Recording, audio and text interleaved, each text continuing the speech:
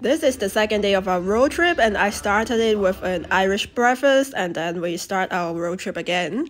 You could easily find a lot of cows and sheep in Ireland while driving through in the rural area, and sometimes you see houses like this, and we have checked online and they're costing like around 20,000 euro. So we stopped by and then we make some food today. We just had the breakfast around 2 hours ago, but of course I'm always hungry, so we have our stove with us, which you usually use for camping, and of course we have the typical Shin ramen cup noodles with us. And today we have just we don't have really much ingredients, so we have the bean curd, which you usually use for hot pot. And we also have some cherry tomatoes, and I found cherry tomatoes match just really well with the spicy flavor, so you may give it a try as well. So we just put everything in and put in the hot water and then cover it for 2-3 minutes, then you can mix it well and then it's done. Our original plan was to buy some fresh ingredients from some supermarket to add in, but actually during this trip, like, you don't always see so many supermarkets.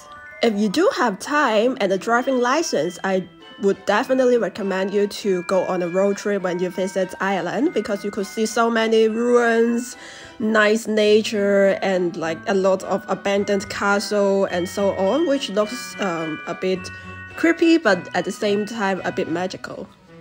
After stopping by and making some photos of this nice weather and the ruin, we continue our trip.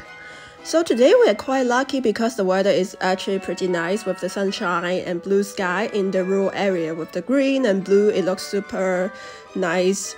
And I would say that you should always bring a wind jacket or like the jacket with a hat when you are in Ireland, no matter which weather you're in. It's like the weather just changed so suddenly, like in summer it could just suddenly rain or suddenly become extremely windy when the sun is gone. So they are the necessity that you have to bring with you.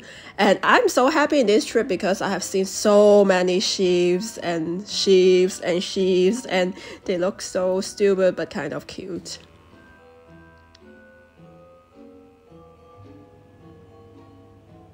So after driving for a while, we arrived at the town, but you could have a look at this town. What do you see here? Yeah, basically you see different kinds of shops and a nice Christmas decoration, but you see almost nobody in this town. Why? Yeah, as an European, I guess you know why, because that is the Christmas Day, 25th of December. So it is a public holiday and everyone, I think even supermarket, some of the supermarket would be closed. So basically it is the best time to gather with your family and enjoy some private time with your loved ones. So that's why you don't see anyone here. And then we came across this stuff. What is it? I don't know, but it looks like a castle, right? So we look closer, yeah, it's definitely a castle, and then it turned out to be a 5-star hotel, and it's a castle for already 800 years, and it costs 500 euro per night for 2 people.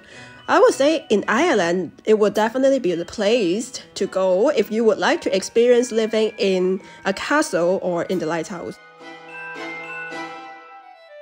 And now, I would need you to put in some imagination for a rainy day, super dark and foggy weather at around 4 p.m. in this area.